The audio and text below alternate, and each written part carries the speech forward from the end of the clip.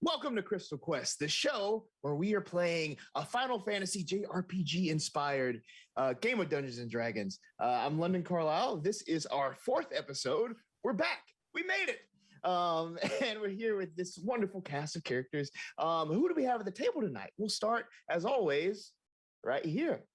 With me. Hi, everyone. I'm Alejandro Te. I use he, him pronouns. I am the artistic director of Tabletail Games, where you can be playing RPGs with fine folks like some of us, even on your screen right now. So look us up, Tabletail Games. We're on all the social medias, Tabletail Games. And I'm playing Krua Cookie, who is a frog man who likes looking at bugs. And I'll throw it over to Addie. Hi, everybody. I'm Addie Gia, she, her, and I can be found all over the internet at Addie Gia, except for Instagram, where you got to add a "the" in the front. And then also, I can be found on Twitch at Addie Gia as well. A lot of the times, I am the creative director at Waypoint Game Designs. I am a novelist, a writer. Other things, I don't know. I'm here. It's been a long day and I can't wait to play. I'm playing Aki Dusk Arrow, human alchemist artificer, and she's here to move the plot along. So and I will pass it down to Vic. Hi, I'm Vic. Vic Brown. I use they, them pronouns. I am a game designer and I do a lot of other stuff. And I'll be playing Rama and Hull, a Haragon Lancer. Yeah, and I'm on Major tomorrow with everything, mostly posting like metal memes on Instagram. Good stuff, can confirm. Sean. Hey, so I am Sean Dale. Sometimes there's an M in there, sometimes there's not. Most people just call me Sean Dale. So that's who I am today. You can find me on Instagram at Sean M.A. Dale or on Twitter at ActaFool. And it's great. And then I also am the artistic director of Borderless Theater Company. We are in charge of radio plays that does all audio dramas from new plays. We try and, get out some new works out there so people can listen and enjoy theater in a new space. So check us out at borderlesstheatercompany.com or at The Radio Plays on Instagram. And I'm done talking. All right, I'll start. So tonight's game is not a single player game. This is a multiplayer game, and that includes you. I see we have some people here in the chat. Utahime, thank you for stopping in, my good friend, Utahime Cosplay. But also, everybody in the chat, you can affect the game by watching live here on Gilding Light. With bit donations, you can instill advantage, disadvantage, second win, max damage, and even a wild magic surge. So yeah. They've come in quite in handy, so thank you. Yeah. The fate of these players is in your hands, so, thank you for your generous donation ahead of time. Now, let's jump into Crystal Quest. Last time on Crystal Quest, our heroes returned to Swiftwall, where they met some shady figures. There was this cult of the Crystal Dragon that had made its way to town. They were doing the rounds, going from door to door and searching the citizens of Swiftwall. Now, this was sanctioned by the Axe Guard, the sort of the city watch of Swiftwall. They were completely okay with this. The commander was okay with this. And there was even a leader of this cult named Grandmaster Syracuse that Krua was able to talk to and get a little bit of information. After sort of directing them out of town, the group decided to do some experiments on the crystal scale they possess, shrinking it down and then sort of smuggling it into the home of one local heron god named Cornelis. They have elected to try some things, but let's see where they've gotten with that. We jump to some time later. We're in Cornelis's place. There is a big table with this sort of checkered orange and white tablecloth thrown all the way over it. There are chairs surrounding it. And in these chairs, we have Kurakura, we have Aki, we have Rama, and there is this bluish glow that you can see coming from the kitchen. There is this big archway, big enough for the tall ears of Cornelis to sort of walk in and out, having his food, storing away his carrot cake cookies given to him by Rama. But there's experimentation going on inside. Experimentation that isn't quite connecting. A shadow, sort of backlit by that blue glow, displays an owlin in big armor there. As you see your companion, Sigmas Owlish again. There's not much progress that's happened since you've been here with Cornelis. And Cornelis sort of sticks his head around the corner and just kind of looks at you all. He says before going back around. Now, since you're all here, what's the next thing you would like to try? What's the conversation like for all of you? I like to imagine it as less we haven't come up with anything, and more we've come up with many, many things that don't work. So this is good. We're failing forward is what we're doing right now. Yes, that is the best way to look at this. The best way, my friend. Great positivity. As I frustratingly, I'm like, oh, come on. Yeah, I mean, if we know what doesn't work, we know what to not spend our time on, so that we will find something perhaps later. I don't really know. What are we? I guess my question really is, what is our end goal? What is our hypothesis?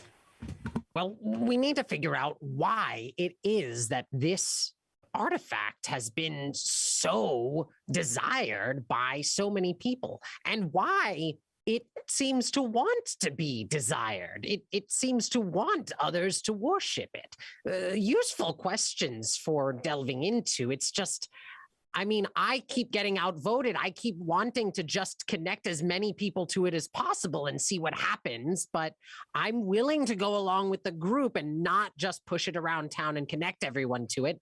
Fine. But if we're not going to do that, then what are we going to do? My friends, I think I may have found a solution if the DM would allow. Who knows? Does anyone have a piece of paper that they don't need? Vellum parchment right here.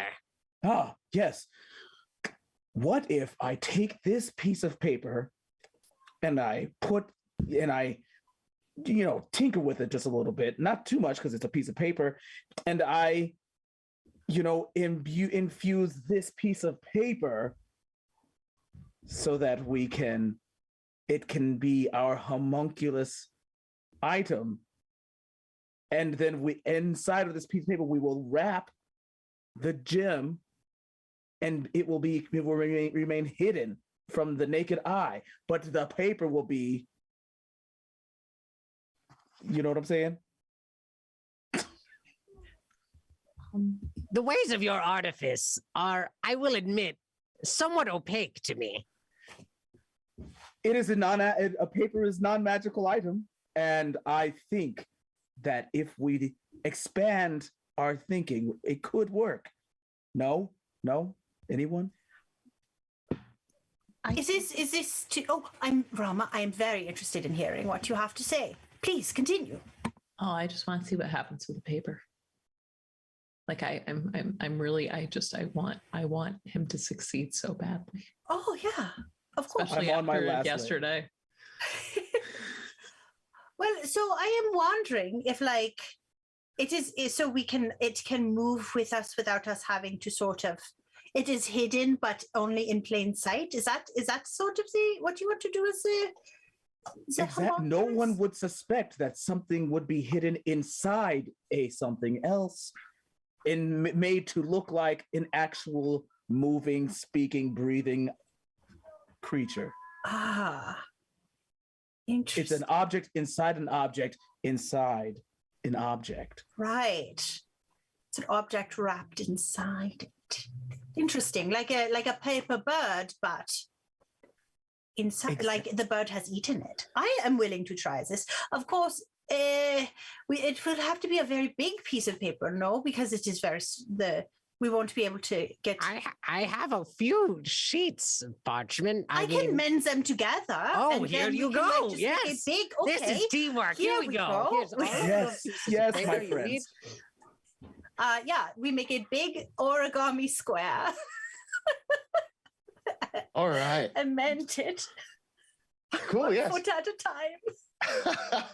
And even Cornelis sort of gets in there. He's also helping. Okay. All right. It just so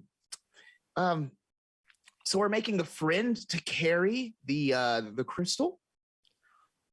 Yes. Oh, that's what. Oh, okay. See, when Cornelis explains it, it makes sense.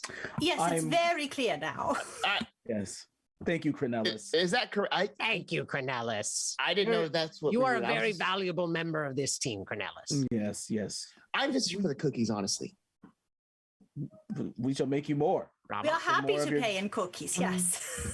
And he gets back to mending. You see him like sort of hold the needle to the sky. It twinkles a little bit, and he goes back to mending the pieces of paper there. There's paper almost flying everywhere as he sort of works double time now. Okay, cool. So if you're wanting to use one, is there a particular one? Like you said carrot, but like if I do in batch, like what if I run out? And then is there another cookie that I can make as a secondary? Oh, I'm sorry. You're not gonna run out.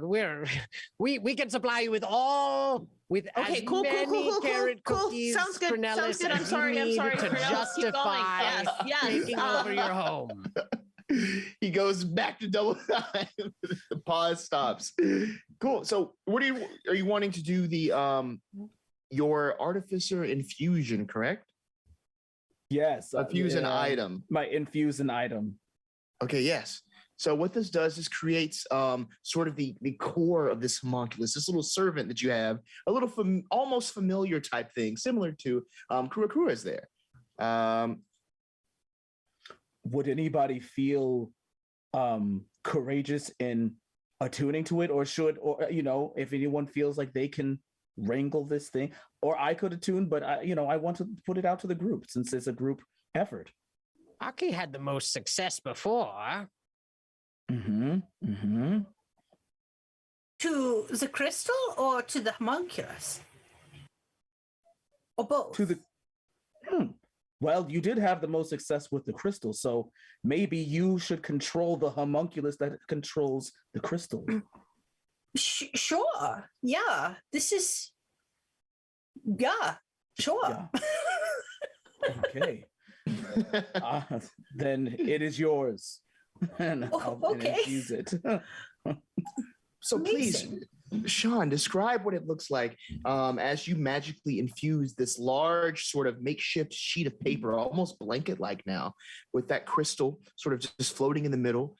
Describe what that looks like and what form this little servant, this animated little creature with a big crystal inside of it takes. Yeah, so I pluck one of my feathers and I just, wave it around all the sides of this, giant paper quilt.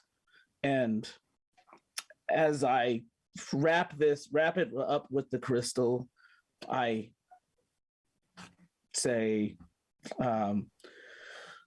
homunculus, cromunculus, dogunculus,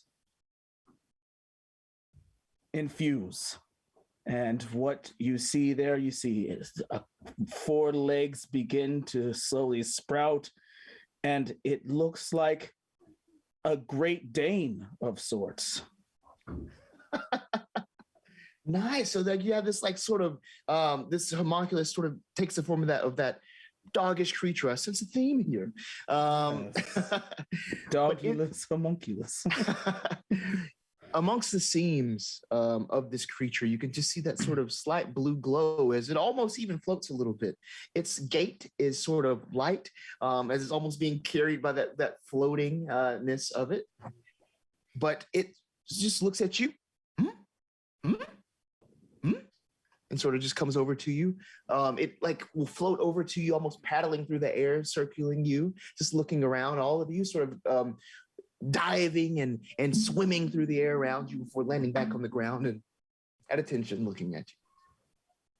Absolutely phenomenal, Professor Owlis. The inorganic matter allows it to function with the crystal inside without being corrupted. It's amazing. What an incredible job. Yes, thank you. Thank you. I didn't know if it would work, but we all put our heads together. No one will expect that there is something inside of this little thing. What will you name it? Oh, yes. Well, first, I will ask it if it has a name already. Little one, do you have a name? It doesn't speak back to you. This one doesn't. It just sort of. Right. We should name it Cupcake. Beautiful name, Cupcake. Cookie seemed too on the nose, so I think, sort of like an homage to the way that we were able to create it, right? Otherwise, Paper Dog felt too clinical. Yes, unrealistic. Yeah. It would be yes. Cupcake it is. Cupcake. Does that seem right to you, Cupcake? Well, that is charming. All right, here we go. And I'm gonna go ahead and I'm gonna like sketch out, since the thing is made of paper. I'm just gonna sketch out a dog collar. And I'm gonna sketch out a little heart tag with Cupcake on it, but it's just drawn on. Oh, that's so cute. Cool. So Cupcake now has his new adornments. Cornelis, he's kind of propped up against, just like nodding approvingly. Well, all right. That took a while. If you need a place to rest, I do have some space. Oh, Cornelis, you are the most valuable member of this team. Thank you. And then I'm already finding a spot to like bunker down. I also would like to take a rest. Thank you. Is there anything we can help you with before we do? I'll sweep up the paper. That's fine. Just, settle in. Thank you so much. Are there any spots? Is this like a full house, or is it like dirt floors? Like what's? This is a full house. It's not too shabby actually. He had a nice kitchen. A big archway into the kitchen. You can see all of the bright whites in the kitchen, and there's actually an upstairs to this place. It has sort of it's a 1-bedroom upstairs, but it has a guest room as well. But downstairs there's a big sort of sofa-like couch-ish thing. It's a couch basically that has room to sleep on, and in the corner there is sort of it's not exactly like clutter or anything, but he has sort of a corner where he throws like his jacket off if it falls off of the little coat hook and everything, and that's kind of in the corner too. I think you see Krua just like pulls open the door and goes, "Okay, well, good night, everyone," and then crawls underneath like where the kitchen sink is and just like curls up underneath where like the plumbing is. And just like snaps his fingers, and Tlatoani shows up right next to him, and they just like and they're out. I imagine Tlatoani's hand just sort of, just resting on Krua's head, kind of at the end, yeah.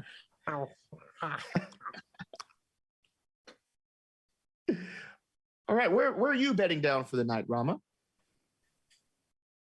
That I will probably find a very warm spot. I don't know what the weather is currently, but I definitely want to kind of curl up next to a fire or something, try to find the softest blanket in the house, but softest blanket without being invasive.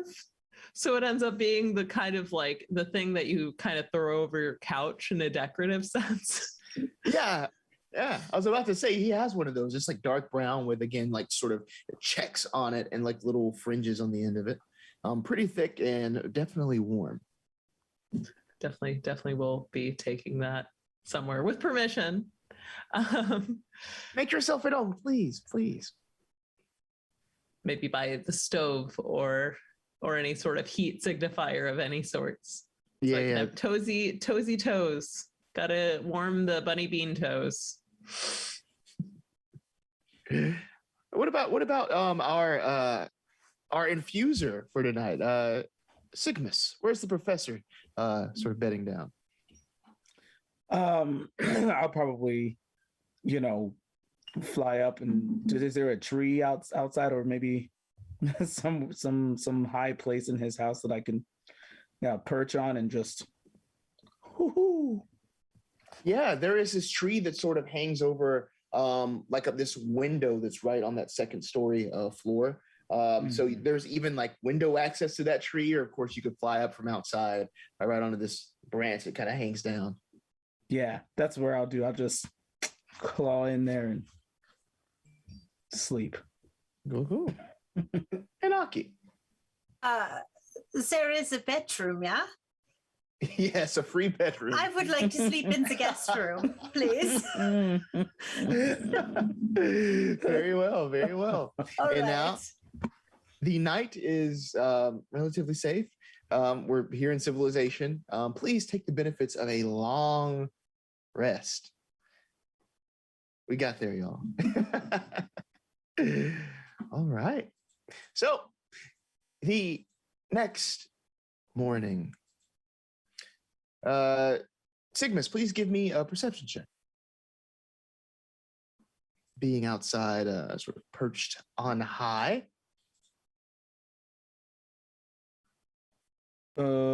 15. Okay. Great.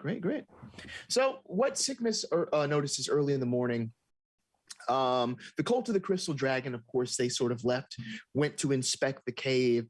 But early in this morning, as the sunlight breaks into, your eyelids there and the new day starts, you can see them sort of passing back through town, right?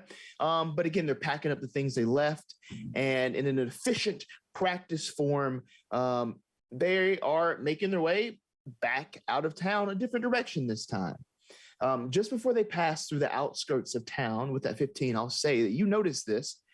You notice that two Axbeak riders march up, and both of them, they have Mistress Velna handcuffed between them. You see a few words pass between the riders and the cult, and then Velna is handed over, and then the men and women who worship the Crystal Dragon march out of town.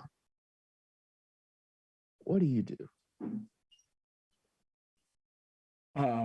I'll wait till they're somewhat out of sight, and then I'll just kind of fly down off the tree, and enter into the house and see who I find, who might be awake.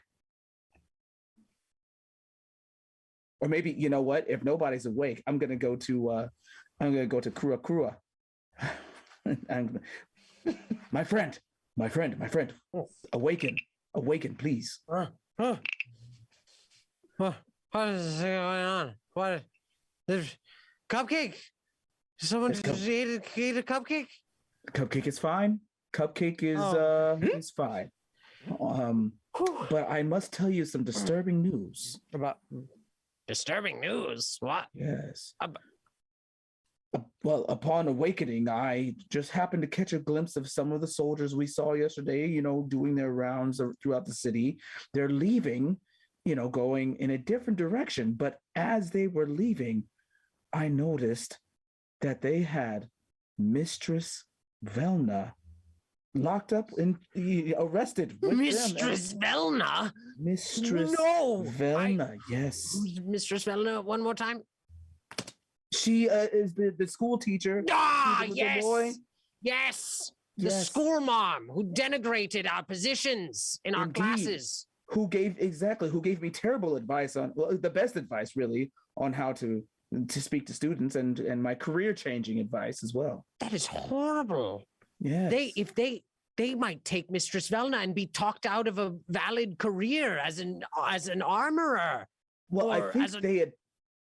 Yeah, please.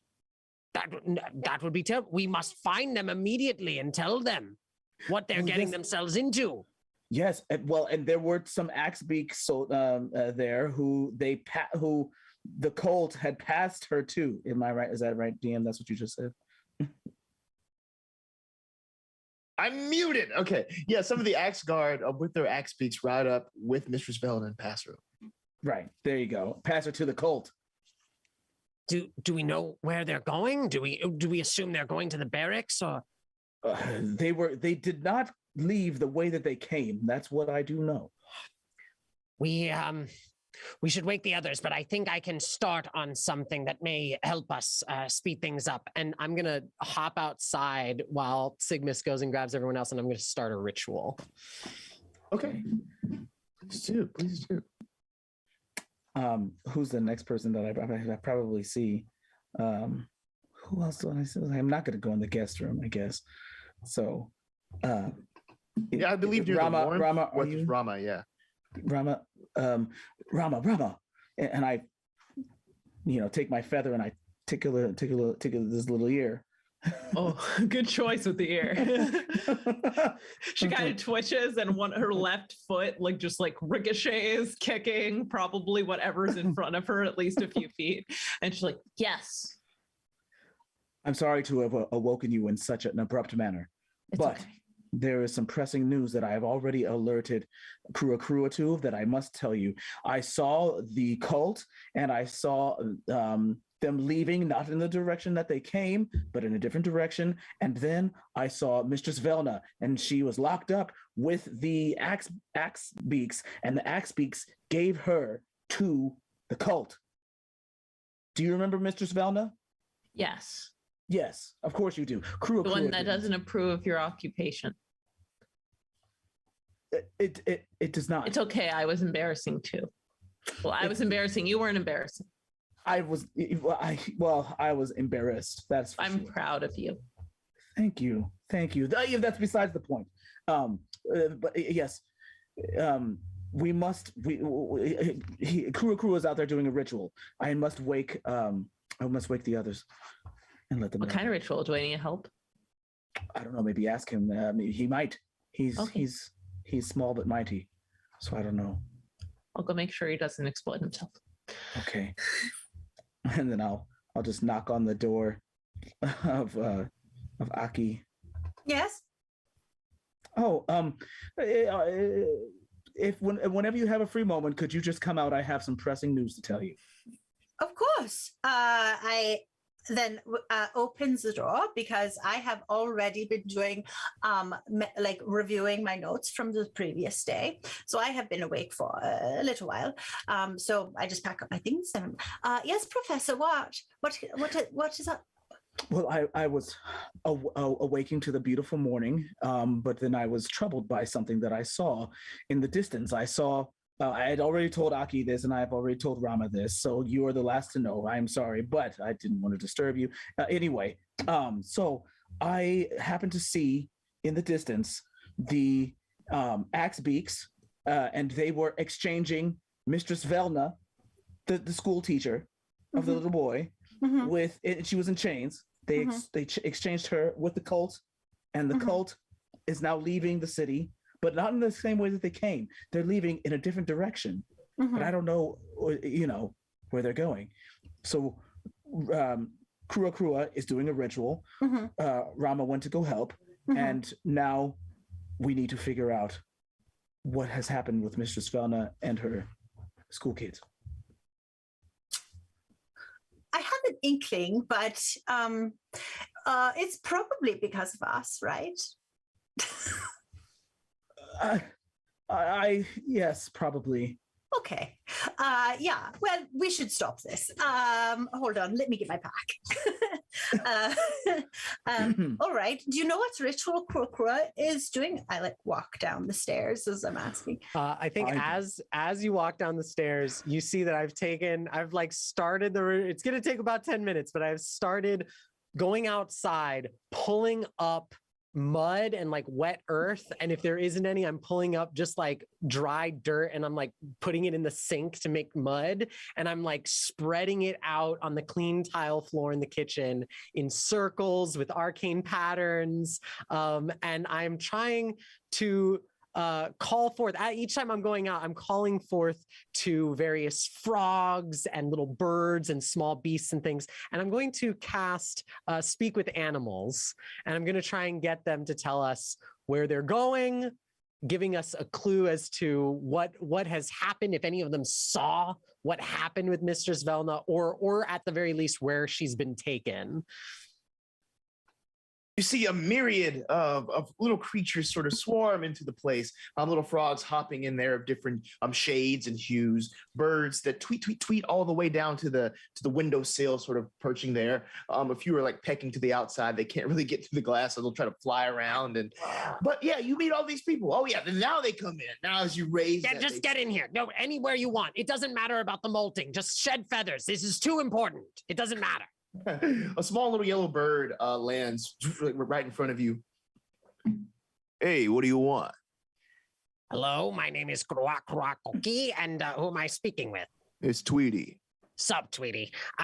This is very, very good of you to come on such short notice. A dear friend of ours, a human friend, Mistress Velna, you've seen her outside playing with the children over by the school, has just been taken. And we are trying to find her very swiftly. And I know that you and the rest of the Sky Patrol have eyes on everything that happens here. And I'm just wondering if you spotted anything where Mistress Velna might have been taken. And I'll give a description of Mistress Velna.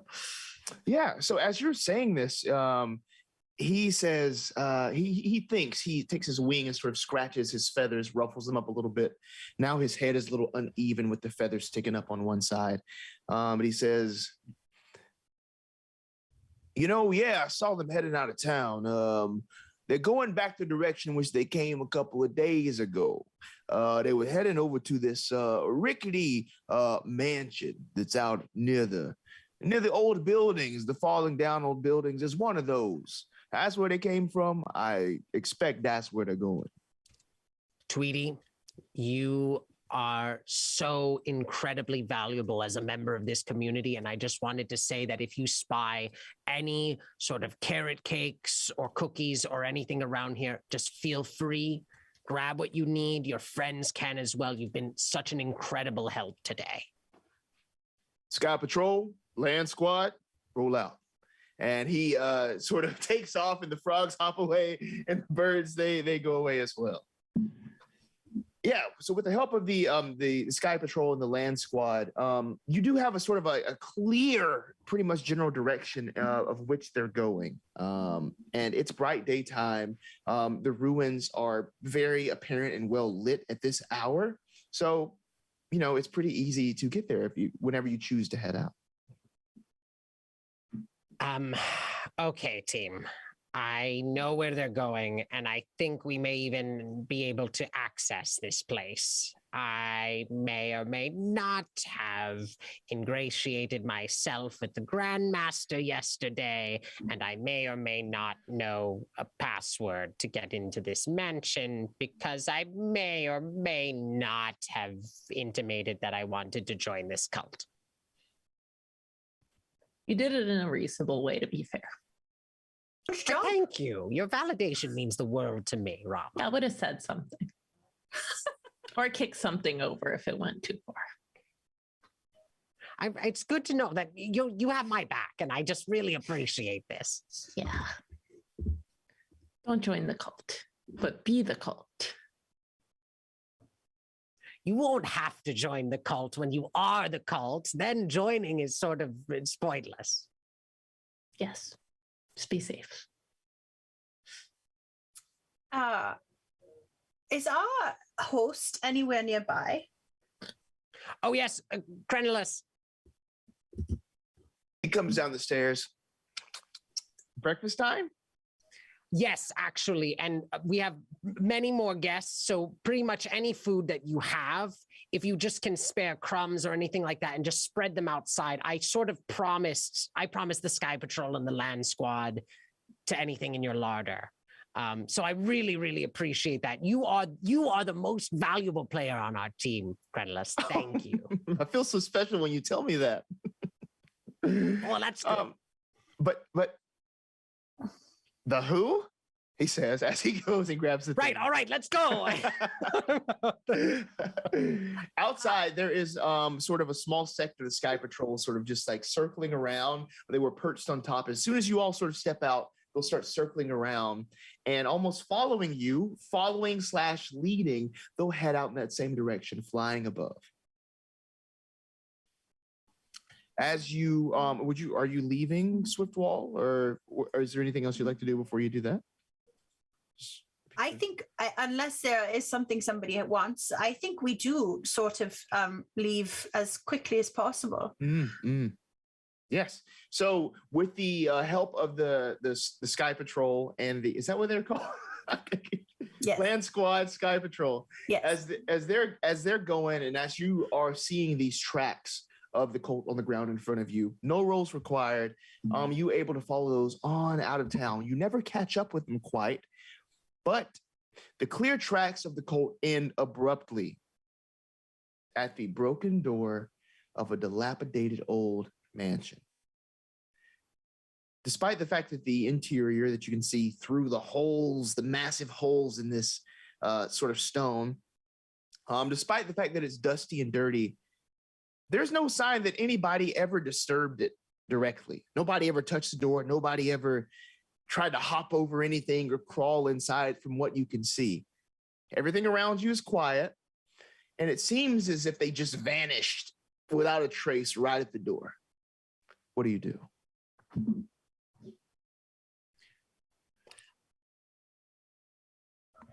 You said you had a code word, a password, perhaps? Yes, I believe I did. My memory and my notes are failing me, but I think I was given some specific, like, knock 3 times and say this word or something, right? Yes. You were giving on that paper. Yes. Okay. Yes. So I think I'll be like, okay, I'm not sure exactly if they're going to take offense to all of us being here. So maybe you would want to, abscond yourselves in the bushes or something like that. To remain hidden. Yes. All right. Well, I could also perhaps I do have the capacity to make one of us invisible. So would you like to choose a person to accompany you then? And Grua will turn and look up into the face of Rama and just say, "You have had my back. You have been so helpful in moments that have been so scary. Would you be willing to join me invisibly?" Oh, I just assumed that they accept me if you're around. Oh, well, invisibly, that's what I invisibly, would do. yes. Yes, that makes sense. Invisibly, yes. Of course, I will take on this honor, not burden.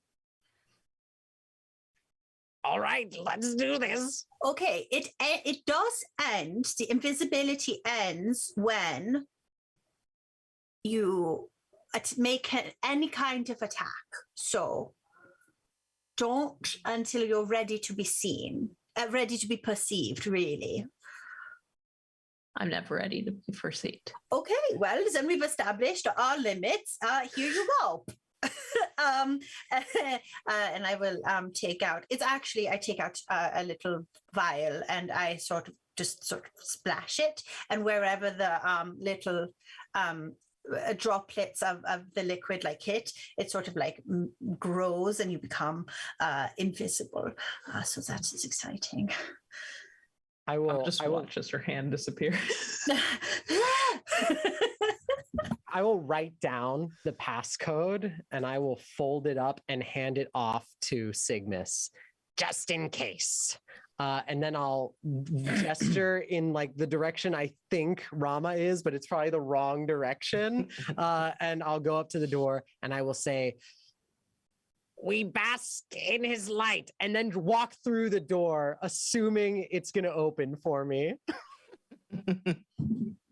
So as you just go ahead and start to take off, it's like the whole building in front of you just like flickers away. Like the look of it completely like vanishes.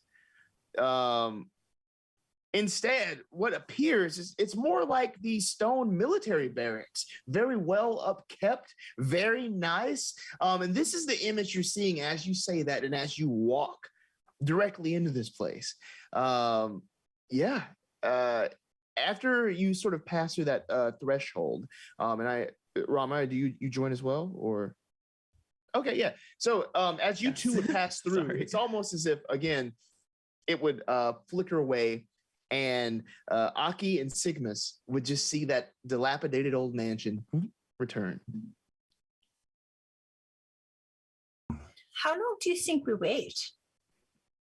I mean, an appropriate amount of time. If they don't come back within the couple hours, maybe. All right, yeah. I didn't really bring enough snacks for longer than that anyway, so. Same. And I don't think my feathered friends up there are quite kind to share with me. So they look snack worthy, but I don't think they'll share their snacks with me. Yeah, well, needs must, I suppose. Alan's gonna owl. Indeed. We like hot jump back to like the land squad. It's just like a rat of like owl. Oh no. Meanwhile, inside, you are in this wide stone room. It's warm inside here. There's a rug, a threadbare and forgotten. It lies across the stones of the floor. What you see in this big foyer, there are 4 doors. 2 on each side of you is what you see. 2 on the left, 2 on the right. Somewhere you can hear the sort of ominous stomping of feet, the marching of feet, and someone shouting orders inside. To the left and right of the door are posters displaying this massive, sort of regal, glittering dragon. One eye is open and staring forwards, as if it can see the whole room. The text beneath this reads, "Fear not, we see all." But despite the warmth of the air, the room itself still feels a little cold to Krua and Rama. What do you do? Grandmaster Syracuse, I have come at your invitation. Were you able to discover the item yesterday? Yesterday. It sort of echoes. Syracuse does not answer. I think we're duped. You just still hear that marching sort of distantly somewhere. Should we catch up with the marching? Should we call our allies in, Rama? So as somebody who's had to deal with this situation many times, I think it'd be good to have all of our friends. But I understand catching up with the marching too. As Rama is saying that, I'm already sending a message to Tlathwani, who shows up outside the door and will just like with his hand tail like give a wave, like come on in, with like and then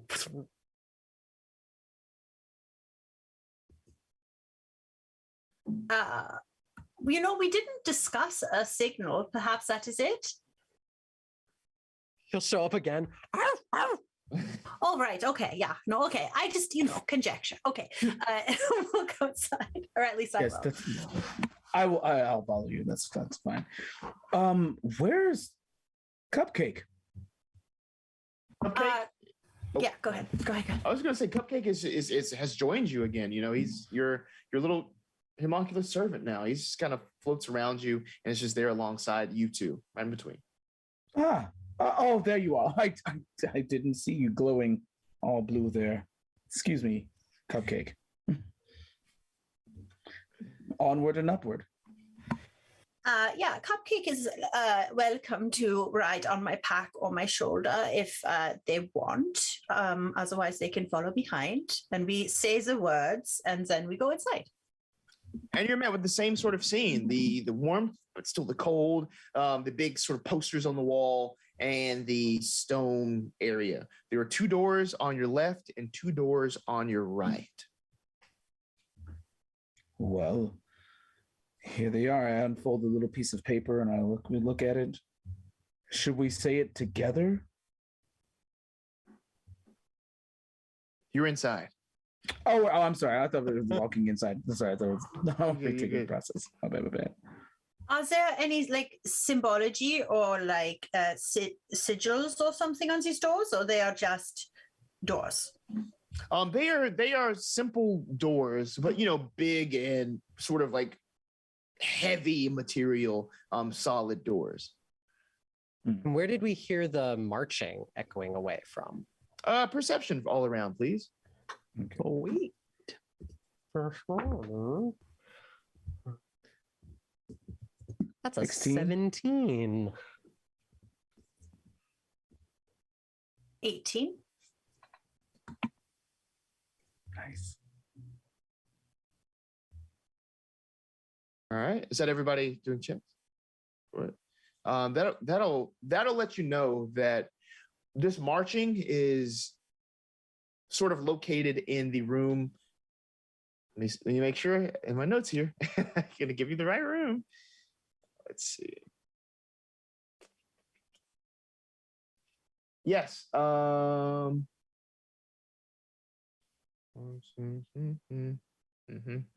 looking at my little hand-drawn thing, and I'm like, which way is this? Where are my ways? Oh yeah, so the back left. So on your left, the second door, it's sort of coming from that direction. Behind that door, the marching is pretty loud, but it's getting softer as it leads away from that door, you presume. Shall we maybe open the door just slightly, see if anyone's looking? Yeah? Seems really smart. Okay. Oh, sorry, I forgot you were. Why don't you're still invisible. Why don't you do it, Rama? And Rama goes up and uses her foot to like push the door so that she still has like at least the arms free. She's a little nervous about it. Yeah, you just meet resistance against that door. It seems to be locked. Oh. I do have thieves' tools. So may I try to unlock it, I suppose? You can try, yes. Can always try. Wonderful. How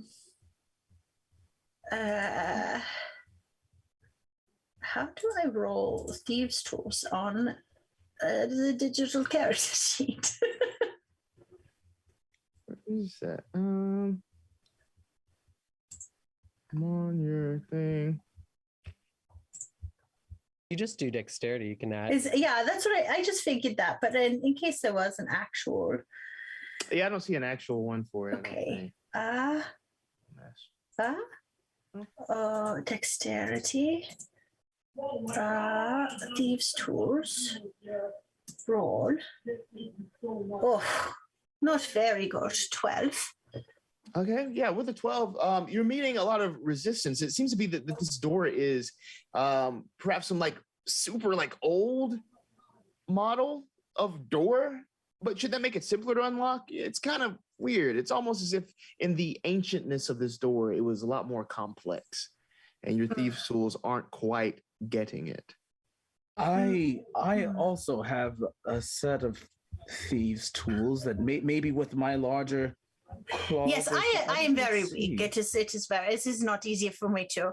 My arms get tired from lifting them up. Please, Professor. Worst case scenario, we could always make a set of tools. Might take a second, but we'll get through this door. I'll try with my tools. And what I found is, and can I provide help? Mm-hmm. Because I tried already. Yes, with your assistance. Yes. So advantage on your check. Sweet. All right, Dex. Here we go.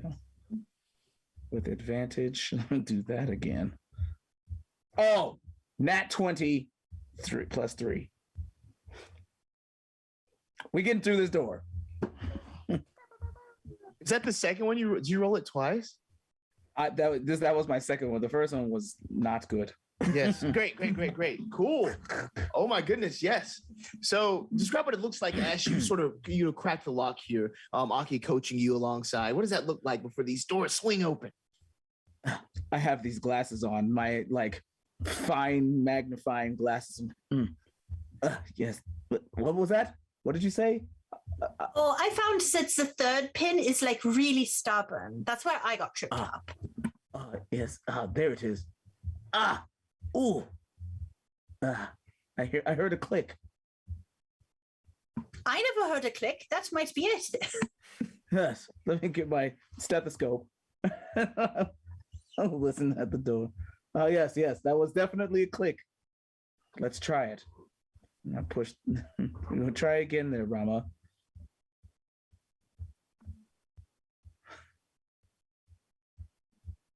Oh, you're I'm gonna muted. extend my biggest part of my like the ball of my foot to try to just like push it, but with like as little pressure as I can, because I don't know what the joints are on this thing. I don't know if it's gonna squeak, and Rama ain't fragile. So Rama's gonna just kick the door with a little bit too much pressure once that, if the click is there. It does, and douche. The doors swing open. Inside here is this massive room with a big vaulted ceiling. To your right and left are these big fireplaces with cook pots hung over top of them. Beyond the table laid out for eating are several rows of bunk beds in here. And beyond them lie these wrestling mats and these like wrestling rings that have been sort of impromptu like set up in here. But advancing between the bunk beds are these two grizzled warriors. One sort of like dwarven, the other stands taller, sort of human in frame. They all turn towards you, bearing the Colt's colors. Hello. Hi. Krua, Koki. I recently joined. I'm here to speak with Grandmaster Syracuse about our search. Give me some sort of social. Were you trying to persuade, deception? Yeah, well, you tell me. I mean, it's not necessarily a lie, but it's not a lie. It's not. The door was like picked and kicked open. Yeah, it's so true. That's what they saw. Yeah, it doesn't matter. It's +0 on all of this. It's a 2. It's a 2. Oh. So as they see this, they both draw their swords and say, "You're not supposed to be here. We'll make sure that you leave." As they advance at you, and then we'll roll initiative. All right, yeah. Great.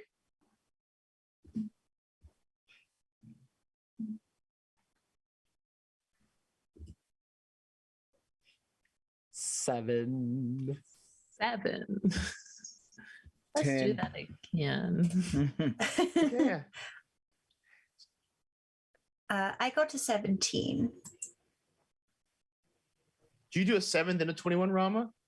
Yes, because we both got 7, and then I just wanted to press the button again. Please, let's do it in the amicable way.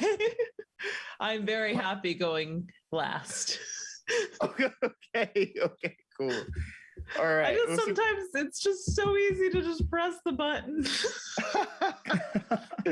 First up, so here's our turn order. We have Aki at the top. Then one of one of these like veteran, which is that I'm using. I just said it out loud. Why did I do that? Then Sigmus, then Krua. That's I'll correct. let Okay. Okay, then Rama, and then the last veteran of this cult. All right, let's do it. Starts with Aki.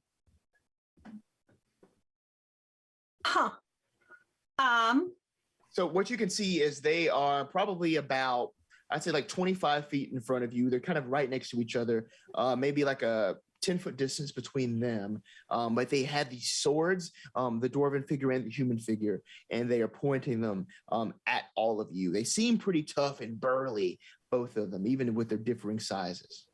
Sure. I think I would like it for Rama to make their attack before I do anything.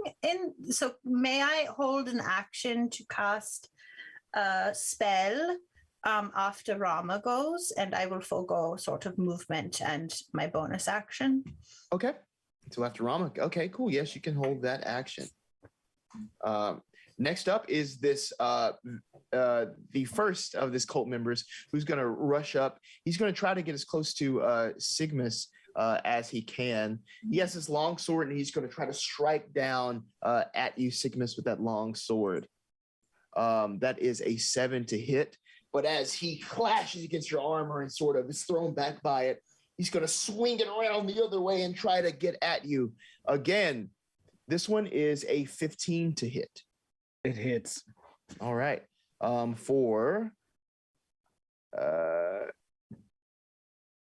that'll be 10 points of slashing damage at you. Okay, that'll be all for him. Sigmus, your turn. Yeah, so he's there, and I am going to I'm just gonna basically just strike him with my thunder gauntlets, and let's see how that goes.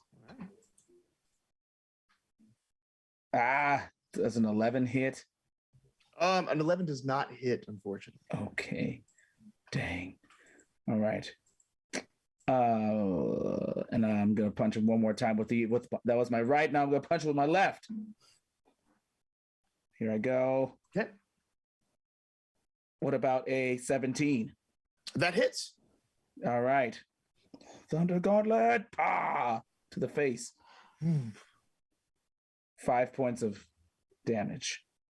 Okay, yes. Cool. So that douche hits directly to the face there. It hits this like thick jaw, and it just kind of shakes it off. All right. So anything else you'd like to do? No, that's fine. All right. Crew out. Okay. And then Rama, you're on deck. So that having not worked, I'm very discombobulated, and I go rummaging through my papers to see, like, what do I do? What can I do? And I pull out the sheet where I traced out the nodes of power, the arcane matrix inside the crystal, and I just, like, out of habit and just out of fear, I start tracing it, and the points on the matrix shine on my own form, and I go full anime transformation sequence, and you see a starry constellation sort of like emanate off of Kurokura's form as an archer starry form takes over and is going to fire off a blast of light in the direction of the nearest veteran. That is a 19 to hit. That definitely hits. For 10 points of radiant damage. That's my bonus action. So I am going to see that worked, be like, okay, all right, let's see what you can do. And fire off a guiding bolt as my action. All righty. That's not going to be as good. 12 to hit. The 12 does not hit as the sword pass. So I think it goes wide because it's like too much power. And it's like, okay, that's a lot. All right. My turn. A rock sort of falls from the ceiling as you blast it, lands down on that wrestling mat and sort of bounces before it stops. But that's what you see. Rama, you're up next. Anna's going to go in with her lance towards the one that was just targeted. Yeah, that's the closest one right up front. Yeah. Yeah, it's going to be an 18. That hits. Awesome. It's going to be 9 hit points damage. I'm going to go in again with the, I'm actually going to go in with the lance one more time as well. That's 16. Ooh, so he barely gets out of the way of that one. It might even get one of his arm. I'm going to use my bonus action to use the other end of my thing to try to get a D4 in there. This is so short. Source. Let's double check on that though. Yeah, let's see. No, it's the same. Yeah, that doesn't work. Never mind. We're done. Yeah, okay, yeah. I misread that. The lance pull on it. Yeah. Cool. All right. Next up. So since you did that, Aki was holding her action to see what you did there.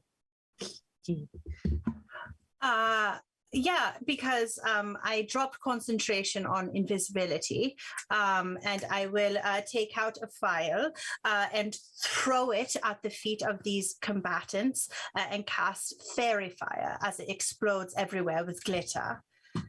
Oh, great. I should do that. Let's see. Okay, is there a save that I have to make for that? What's the yes, it is dexterity. Yes. DC I think is 14, but I'm not sure. I believe it is. Let me double check. 15. Either way, I rolled 2 7s for these people here. Excellent. Not happening. So the glitter sort of just like magnetizes to them, and they are very shiny. It is never coming out. Nice. Great. Yeah, so now they are glowing. What color are they as they're glowing now with this fairy fire? I'll leave it up to you.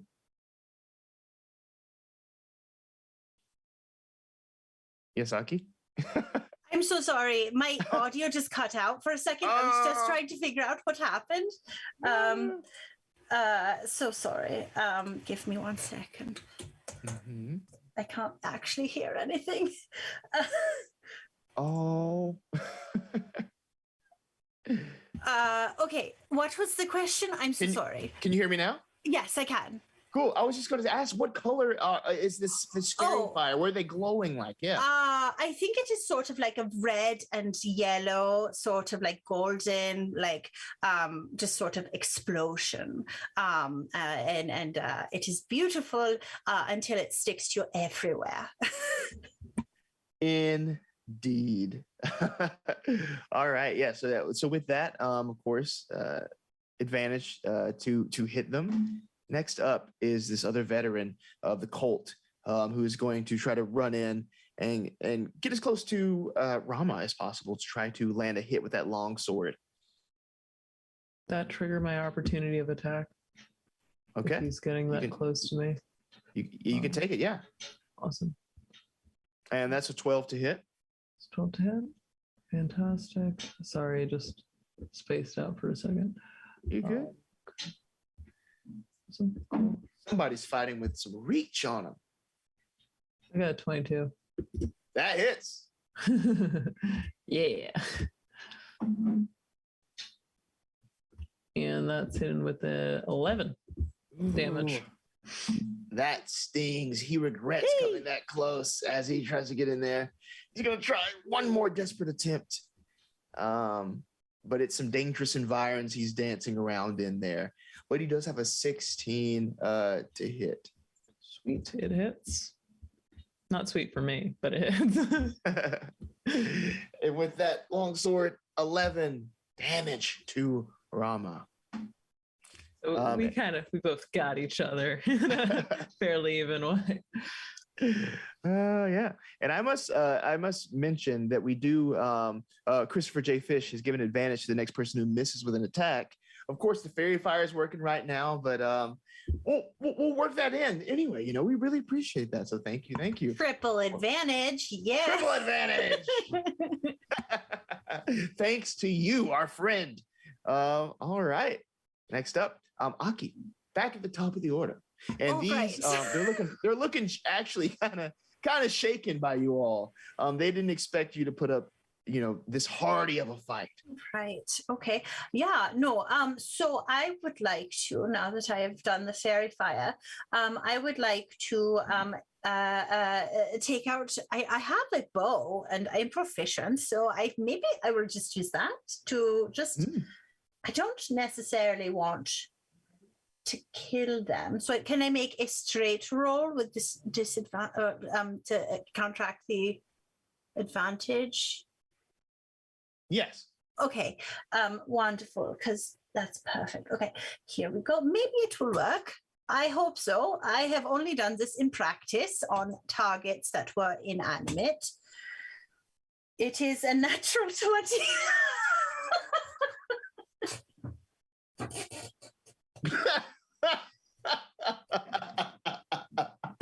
That hits. Yeah, you're not trying to kill them, but yeah. I believe that's 15 damage. Okay, Yeah. and was this at the one that's sort of closest to the front, right in the fray with everybody, or the one that ran up to try to get Rama? Oh, probably the first one. Okay, I think. got you. 15, you said. 15 damage, yes. Piercing. And pierce it does. It stings. He yelps in pain as he is hit with this. Okay, anything else? I think that's it. I don't have really anything else. I continue to concentrate on the fairy fire. Yes. So he's hurt. He sees the biggest threat as the largest, most imposing figure in front of him as he's going to try to, again, get Sigmus. He has to get Sigmus. First strike is 10 to hit, and the second is a 15 to hit. Doesn't get it at all. But Sigmus is up. It's your turn, and next up is Kurokura.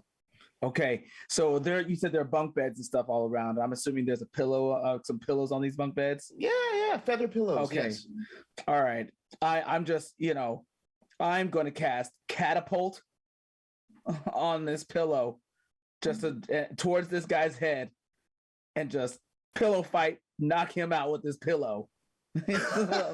Like and I reach towards it, the pillow to the face. And then let's see what happens. Okay, yeah. Oh whoops. No, rolled the wrong thing. Okay, yeah. So it's a dex. It's a dex. Yeah, save dex save for this guy that's in front of you. All right. That's a 17 to save. Oh damn, he saves it. Okay. Yeah. So this is. Yeah. So the pillow. Let's see. I'll say the object strikes the target and stops moving. Yeah, so it hits him, but he just kind of looks down at it and back up at you. Huh? We didn't want to kill you, my friend. And so at this point for my bonus action, I'm just gonna cast. I'm just gonna do my defensive field and gain a couple hit points to help me out here. So you're casting something else. Since you just cast that one, you can't do it as a bonus action. Well, I don't know if this is a cat. It just says Guardian Armor defensive field as a bonus action. Oh, yeah, that's something else. Yeah. Okay. Yeah. Cool. I mean, I said cast, and I didn't mean cast. No. Okay, cool. Let's pull that up. All right, here we go. Let's see if Sure. Six points here, temporary points. Gotcha. All right, yeah. So that defensive field on your Iron Man armor comes up there, getting you those temporary hit points. Next up, Kurokura. So Cygnus, tells him, "Oh, we're not trying to kill you." And Kurokura says, "Speak for yourself, Owlish," and fire off 2 radiant blasts. That's an 18 to hit. Indeed. Number 1.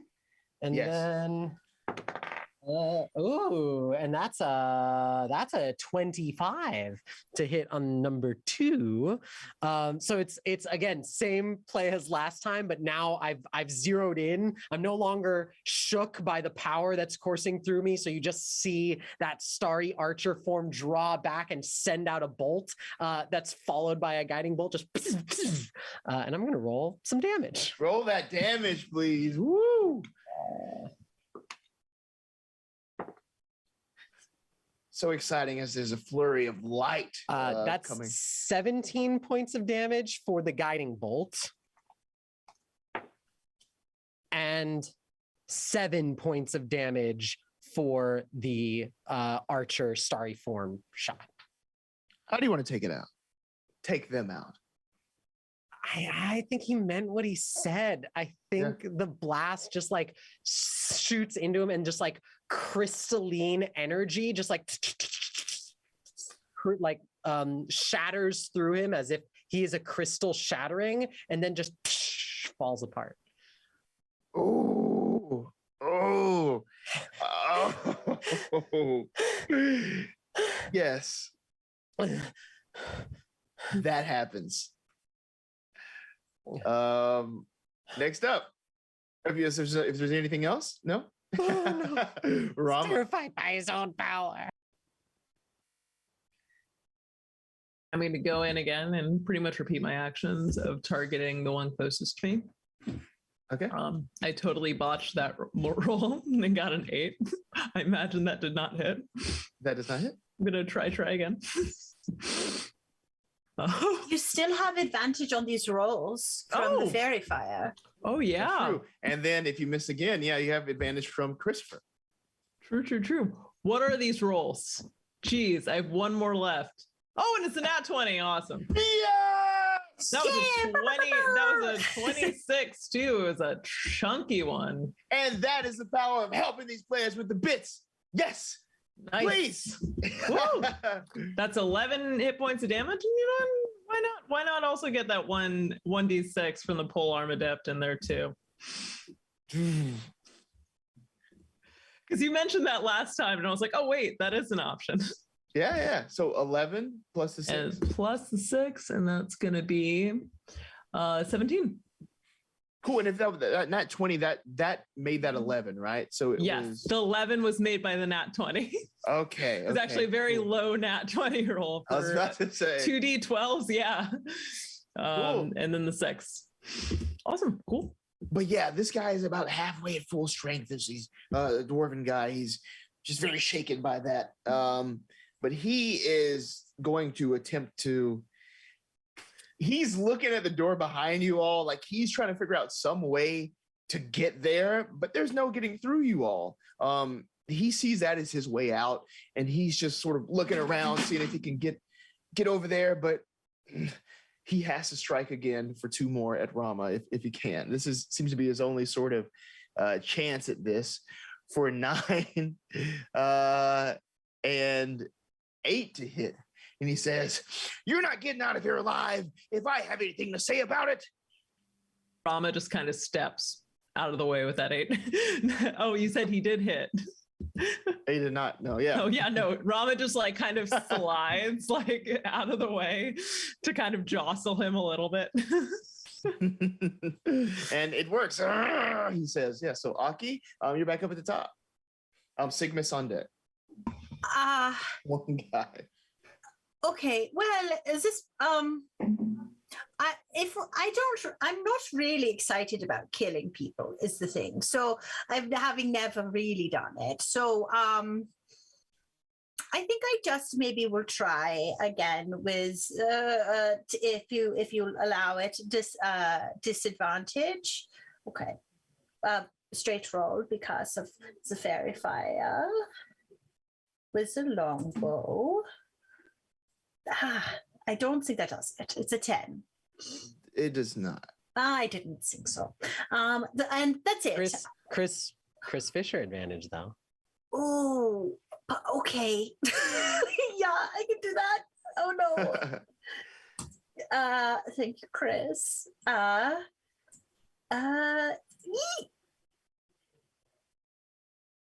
Is that a 22? Thank you, Chris. We have done That some hits. damage for 10 damage. 10 damage. Wow. Yeah. Definitely weakened. Yeah, he's mostly afraid of you. You've been doing a lot of damage here.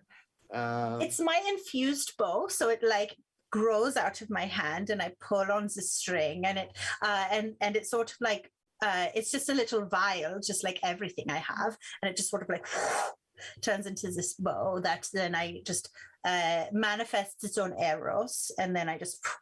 And I'm like, this is really interesting. I didn't know I could do this. And then I put it back. But yeah, so that's.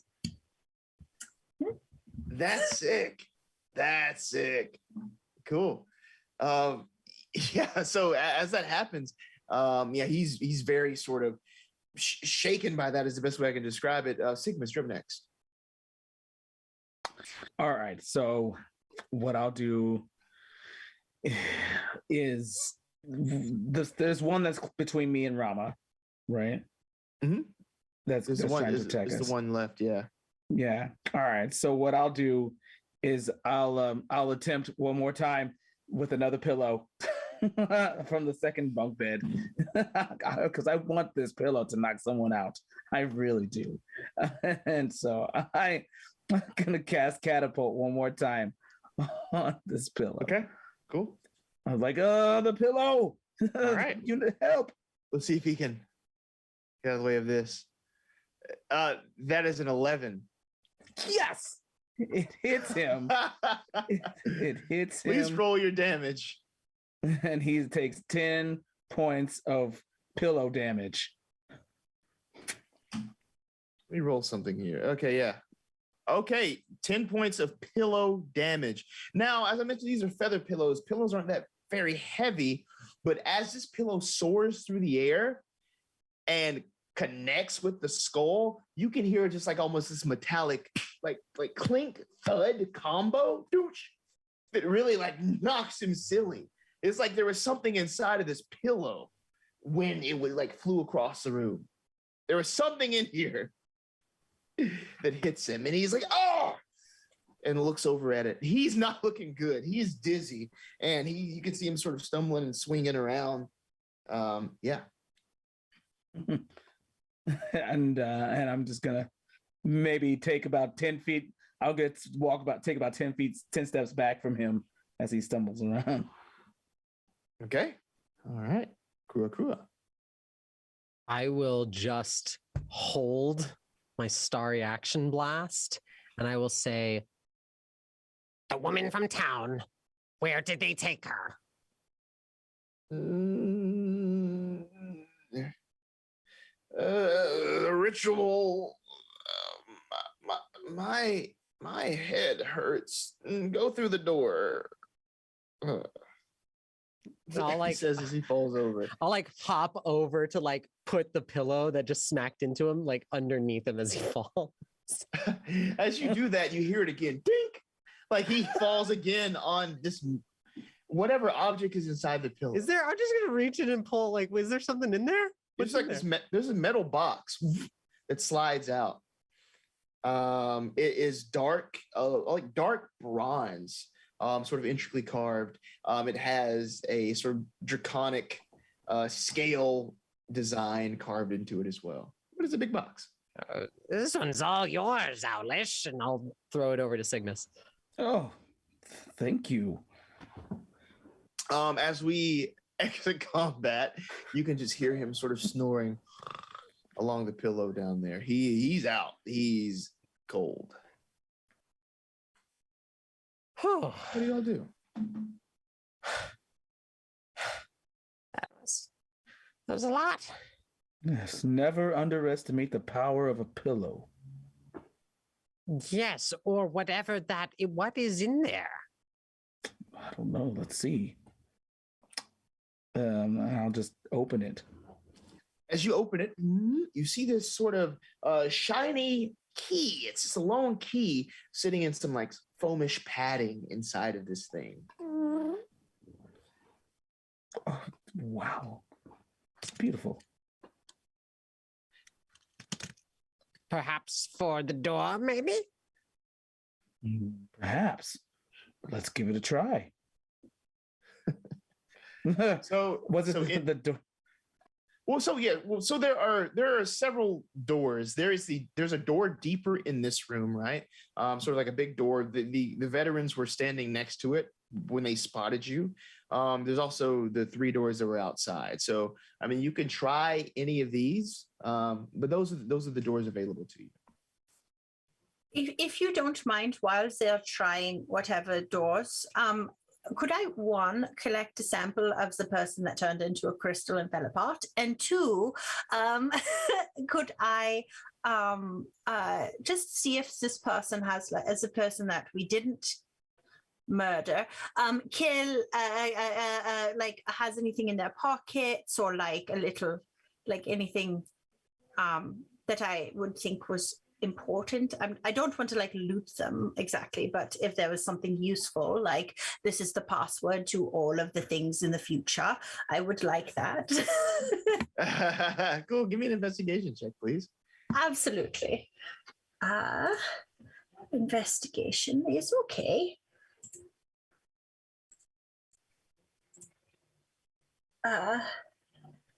Oof, terrible. That is an 8, unfortunately. Okay, cool.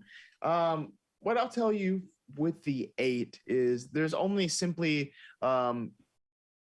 there's a piece of paper that's folded up in his pocket. On the paper, it's just like a little rudimentary outline, a little drawing of this sort of manner that you're in.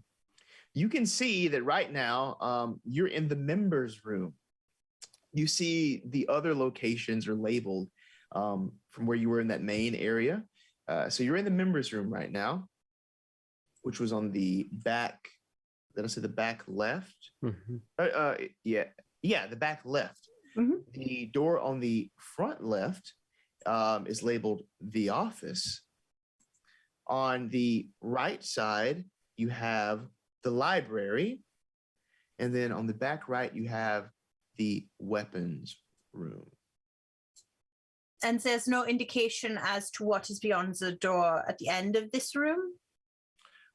There is no labeling for that room. Instead, it sort of just ends in like just like a circle. It's circular. It doesn't really connect to any of the other rooms. Unlabeled. Okay. Yeah, so we have an office, a library, a weapons room, and then the room beyond this door is circular, but there is no label. Well, if they were guarding it, it's certainly important. I agree. Let's see if we can get in there. And I also want to study the person I turned into a crystal. And see if you know, studying the nature of it, did I just like transmute him, or did the power of the crystal flowing through me do something? Like what was it?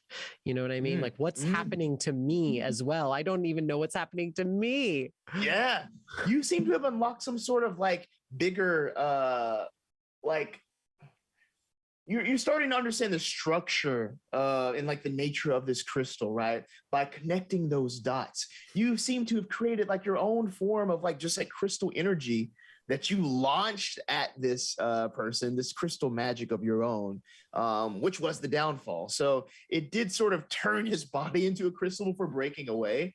But that seemed to be more of the remnants of the damage than you actually just making him a crystal, if that makes sense. Yeah. Like the crystal, him falling away was the byproduct of the damage. But you're learning some secrets by exploring this sort of archer form you connected within the crystal by studying it. I had the notes to my little chart. Indeed. Cool. Rama, is there anything that you're doing currently in this space? I think I'm probably going to be looking around the floor to see if anything really stands out, like maybe to understand just a little bit more of the history of the space. Okay, I'll take an investigation, please. Investigation. Not great at it, but that's what Rama would do. 6. Yeah, there's not much. I wouldn't say there's much contextual information in this room that you're picking up. You know, it just seems to be a place where a lot of people live and relax and practice fighting for some reason. Rama kind of just tries to latch on to whoever looks the busiest after that moment of just deep introspection, and just kind of walks off and just like, yeah, dirt. under her breath. Under their breath, but under her breath. Okay, great. Sigmus, what about you? Yeah, I think I'm also I want to look at this guy who had knocked out with the pillow who's snoring on the ground and just like do an inspection of him and see what kind of things he has maybe on him that might give us some insight. Okay, you want knocked out on the ground? Yeah. So this is the one that had the all that was found on the person here was like that map that included the office, the I guess the armory, and the other room. Armory, office, library. Library. Okay. So like then I'll go towards the other room then and see if that key might work. Okay, yeah, cool. So you slip the key that you have into that door. It doesn't click or anything, but this door doesn't really seem to be locked. Oh. I'm just gonna like Wait. Nope. Okay. I'm gonna hold up like long webbed fingers. My starry form is still there for 10 minutes. I'm gonna just like prepare a blast of crystal energy and go, okay, now. And I rip it open. Cool. So what you see in this room is this long passageway. You don't exactly see like that circular area as it mentioned on the map. What happens here is it seems to go down. It's this long passageway, and sort of on the side meeting that passageway is another passageway. So basically you're at this like little split. You're where two paths meet and then continue on straight sort of downwards into the ground. Okay. All right. It appears to be safe, but I can send Latwani ahead just to scout and see what is down either of these passages.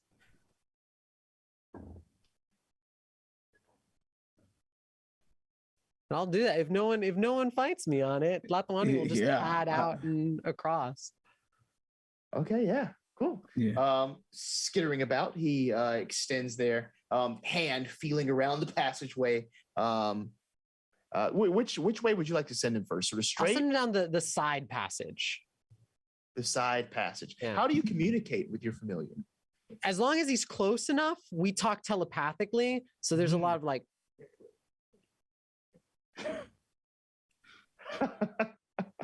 As he communicates to me everything he sees, and I'll like place a hand on Sigmus to steady myself as like my own vision just like blanks out, and I just see through Tlatoani's eyes.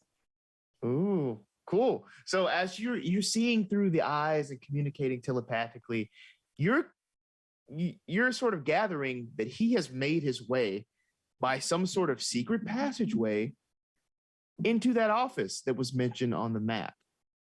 Now, this seems to be just like a normal looking office from where you can see through Tlatoani's eyes.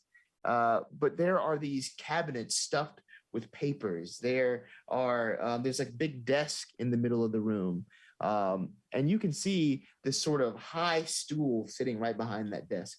There's no one in this room, but you can see papers just really stuffed and sort of haphazardly around the place is what you see in this area. Oh, I love papers, and Tlatoani loves grabbing stuff. So I think I'm gonna send him to just like pick stuff up and just like hold it in front of his face. He can't read it. He doesn't know what it is, but through his eyes, I'll just start looking at things. Okay, cool. Let's see. Okay. What Slatwani picks out? You just see this list, and it has dues, and you just see like 10 gold, 10 gold, 10 gold. This person owes X amount. You're just seeing like this ledger of unpaid dues and paid dues for the cult of the Crystal Train. I'm not really understanding any of this economic stuff. Here, maybe you want to take a look at this. And I'm seeing through Tlatoani's eyes. So I'm going to reach out in front of me, grabbing and holding nothing, and just pass it off to someone. I have no paper in my hand, but I'm handing it off to someone back at the beginning of the hallway, and I'll send Tlatoani to grab something else.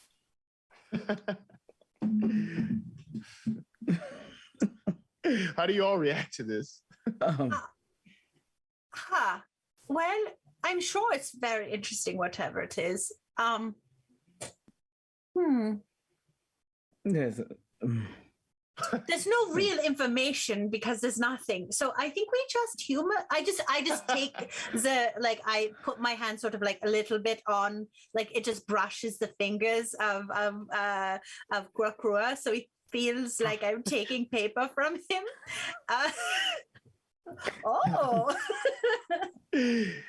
Next up, your friend comes back with this other piece of paper, holds it in front for reading.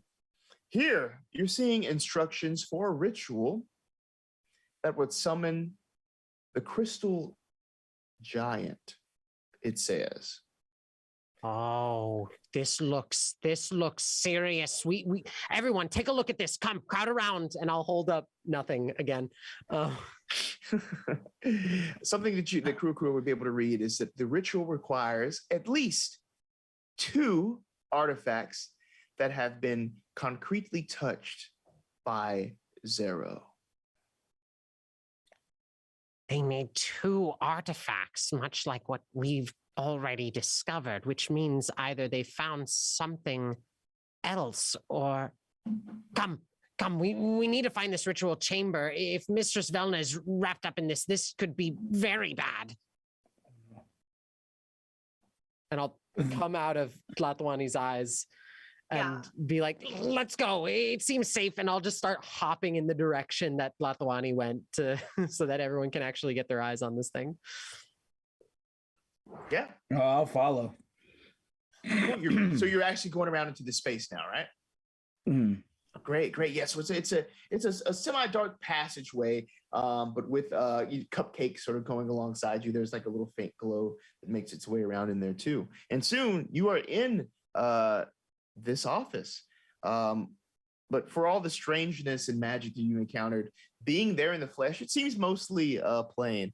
The lamps in here are still ignited, but mostly burned out. The wooden desk that you're seeing now, it's little tattered a little bit.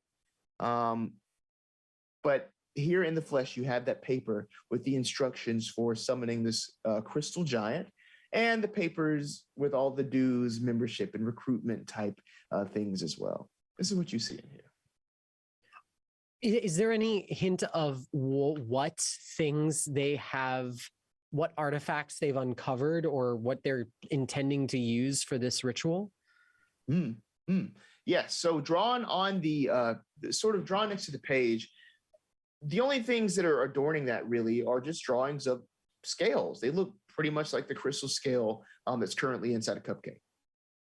Is there a number of them?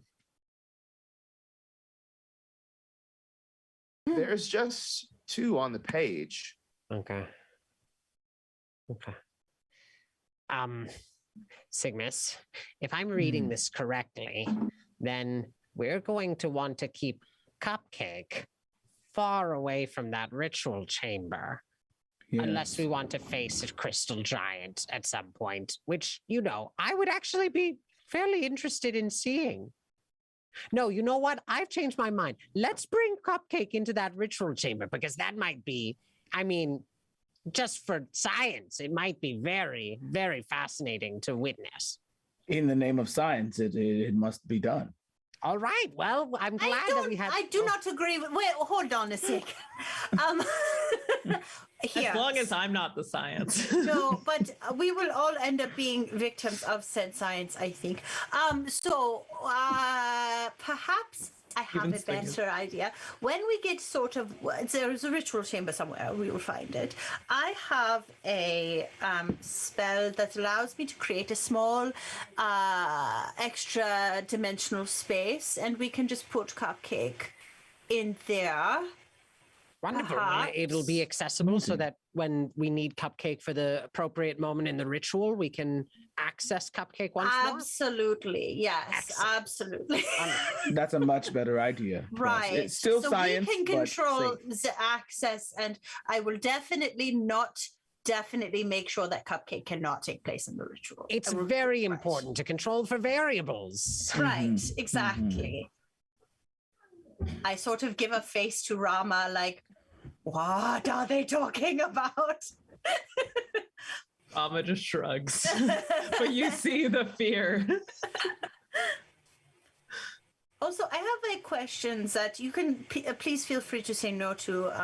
But I didn't realize I got another when we leveled up. I got another infusion that I was allowed to do, and so I was wondering if if it would be all right if I could infuse Rama's lance, or could have sort of flashback to infusing Rama's lance with just a infusion of returning, which means when she throws it, it comes back to her hand or their hand. Is that all right? Or would you Ooh. like me to wait until the next time we take a long rest? Either don't- way, it's fine. Yeah, you don't have to rest to do anything like that. Does it have a Guy. is your lance, is that throwable? Yeah. It gains the thrown property if it's not. So with Perfect. my It's my- throwable. It's part of your subclass Wait, wait. honors, the Wait, I'm sorry. throwability of it. Hold on a second. So something that's not a thrown weapon could become a thrown weapon? Yes. So you're infusing the lance, but not the pillow? Well, I didn't know. I want the lance to come back. It also becomes a +1 weapon. I have made So- the tavern brawler feat go too far. Just saying that. I was like, no. If this is all right, if it's not, we can wait. It's fine. I just realized it, and I want to do it. But yeah, you can do that. I love when it inconveniences me though. I love having to go and grab it out. If you don't want it, I No, will I not do want go- it. I totally Okay. want it. I'm saying. Okay. Perfect. We'll still have to go and pick up the pillow. So we'll get our fun that way. Mhm, mhm, mhm. Amazing. Well, yes, I'll totally let you have it. Thank you very much. I appreciate it. Of course. All right. We need to find this ritual chamber quickly because if Mistress Velna is mixed up in this, she's probably already by now convinced these cultists that they should find a different occupation, and then we're never going to see a crystal giant. Yes. We rush there. Oh my goodness. That's Mistress Vilna is bad about that occupation change thing. As you make your way sort of back out of this office, are you going down that passageway? Are you going anywhere else? Or I certainly think we should go. I mean, we know what everything else is labeled. Yeah, indeed. So as you go down in this place soon, you make your way into this room that seems to be cramped and just like reeking. You see these Gripply cult members standing in a trance around this sort of like structure where there's not one, but two of the crystal scales. They look almost exactly like the ones that are inside Cupcake. But the room is covered floor to ceiling in these strange runes that have been painted on every available surface. As you enter here, Grandmaster Syracuse's head snaps up and his eyes go wide. None of the other people in here seem to notice, but he sees you waving, Krua Krua. Hello. Hi, Grandmaster Syracuse. It's me. You gave me the password, but you didn't tell me about the password to get past the guards. So we made our own password. I hope that's okay. I remember you, he says as he goes and rushes towards you. I see you were quite successful in discovering the item you were looking for. Did the Blink Dog help you yesterday? We found nothing. Oh, what a shame. But I mean, you have it here. You have everything you need. These simply remain from what we have acquired previously. Oh, So we need one more then. I have reason to believe that you and your party know exactly where it is. Yes, I sent you with a Blink Dog to go find it yesterday. It was not there. Someone took it already. Oh, this is very bad, Grandmaster Syracuse. We need to find whoever found it and took it. This is going to be very serious. Listen, I was going through, I got mixed up. I think I went into your office. I found these plans for this crystal giant you're looking to this looks absolutely incredible. Very exciting. Where did you come up with the theories behind this, or is there another arcane researcher that you're working with? Because I'm just very interested in, in your sources, collaborators. He begins to stroke that little frog beard that he has that I mentioned previously. He says,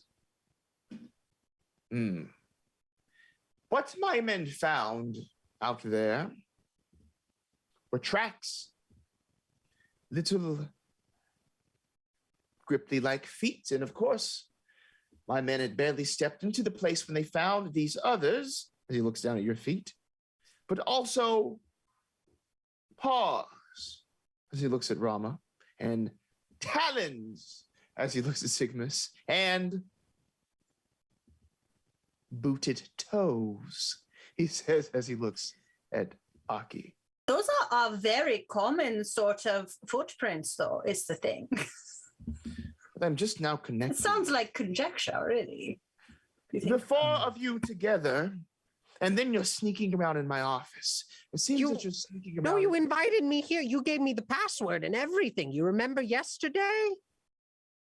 The door to my office is locked. How did you possibly get inside? Oh, that's Tlatoani. You see, he's very good at getting into places where he's not really allowed. We're working on boundaries. Sometimes he just breaks into citizens' homes and just takes them over. And then I have to go in and I have to say, Tlatoani, bad boy. And he makes a big mess and he spreads mud everywhere, all over the kitchen floor. So if you hear about anything like that, it was definitely the dog. Yes. Well. I must tell you, since you've made it this far, exactly what is going on. The cult has been for years trying to find and protect the artifacts known to be related to the great crystal dragon Zero. A century earlier, one of the grandmasters before me sought for more information and power to aid in their quest. Since then, we have connected with the crystal giant. Now, we believe that the crystal giant is but a rebirth of Zero. Zero Prime, if you will, a second Zero, the new coming, if you will. And now, this is all we need to complete our summoning. It's absolutely thrilling. What wonderful work. You've done really great. I'm this fantastic. So typically when a summoning occurs, it is from one plane to another, or different energies that are drawn together and combined. From where exactly are you summoning this giant, I wonder? They say that he's buried at the center of the city. The old city, that is, the center of Aluhal itself. But the power that we have put together is not as strong as we had hoped. We need that third crystal. Any ideas, anyone? I mean, on a third crystal, where it went, who could have taken it, anything? We want to help Grandmaster Syracuse here. We have to. There were some birds flying around outside that might have seen something as they were flying. Sky Patrol, probably. Sky Patrol knows a lot. The Sky Patrol, you say? Well, perhaps they could assist. But I don't understand. We put these two crystals here that we have on this platform together. They are supposed to summon it, but no, they just remain there. Of course, the cultists are in trance, but that doesn't help me summon the giant.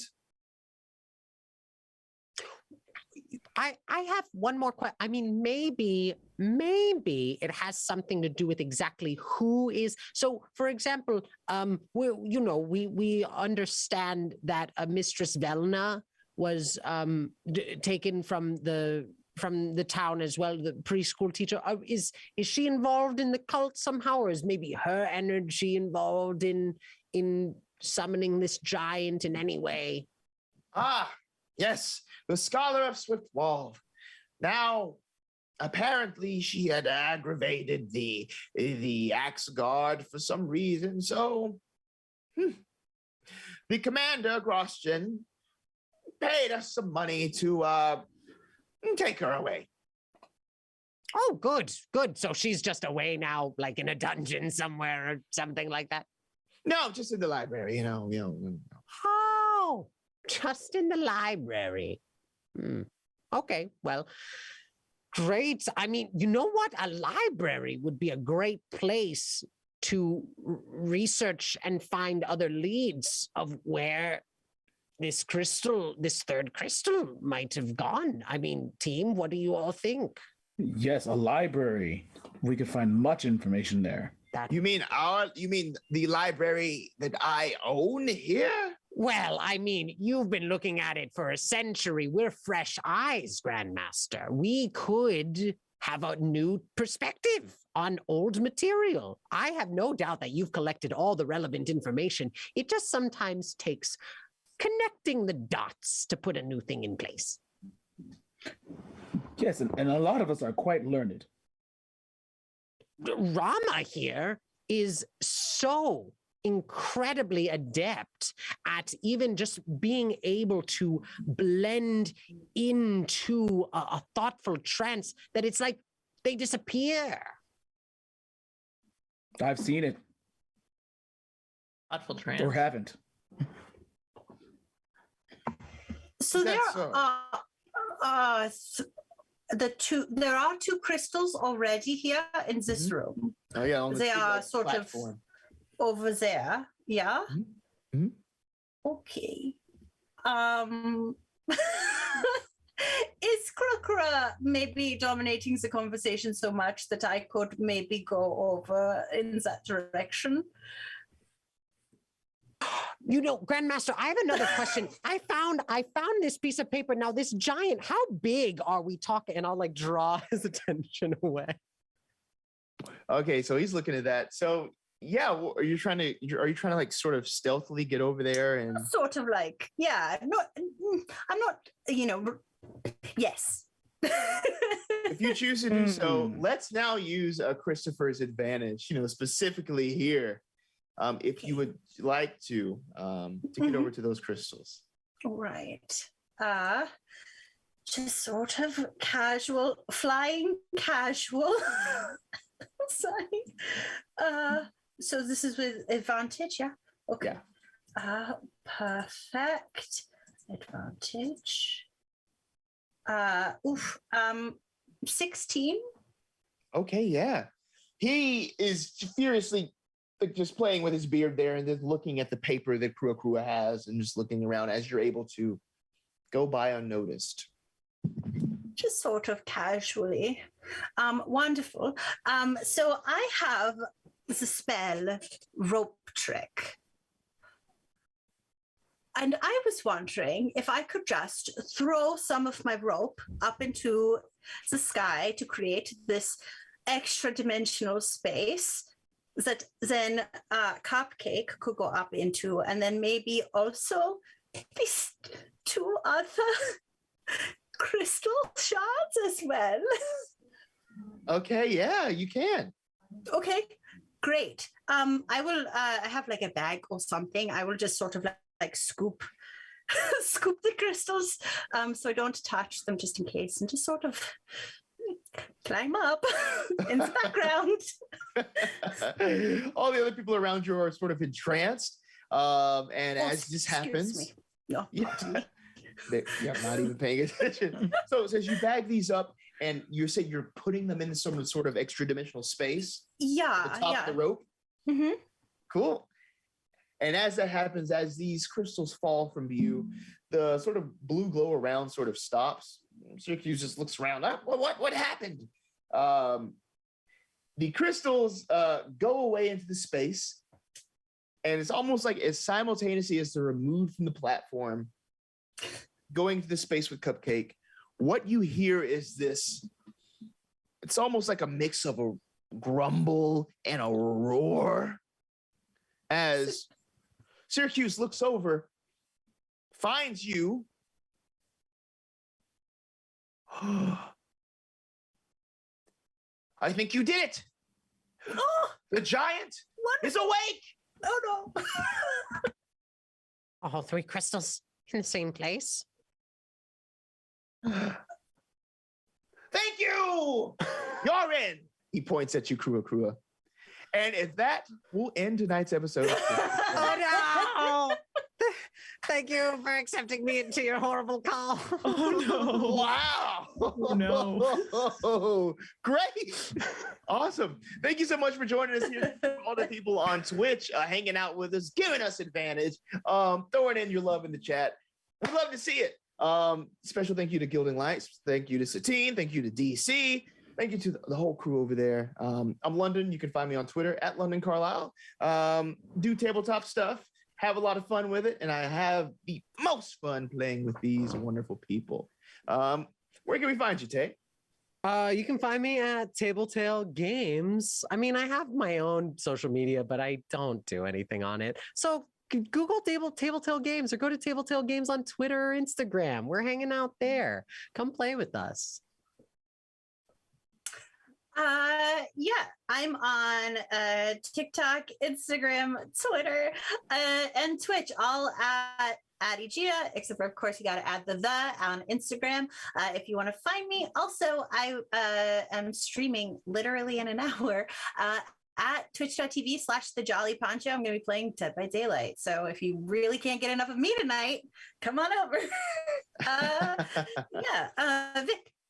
Hi, I'm Vic. I make games over, and I also post way too much on all social media platforms. Like, I would say that my Instagram shit posting has reached a new tier in the last few weeks, and I'm really proud of that accomplishment. Yes, it's delaying a game coming out, but that's fine. And that's all at Major tomorrow. Hi, Sean. Hello. Yeah, you can find me on Instagram. That's probably where I am the most active, even though I'm not that active on there. It's Sean M.A. Dale. And then you could also find me slightly more active on The Radio Plays, which is also on Instagram or on Facebook, and at borderlesstheatercompany.com. And that's the show. Next time you'll find us here next week. We'll be here with some Crystal Giant potentially action. All right. See you then. Everything is fine. Everything's fine. It's okay. It's good. Yeah. We're okay. Yeah. It's all under control.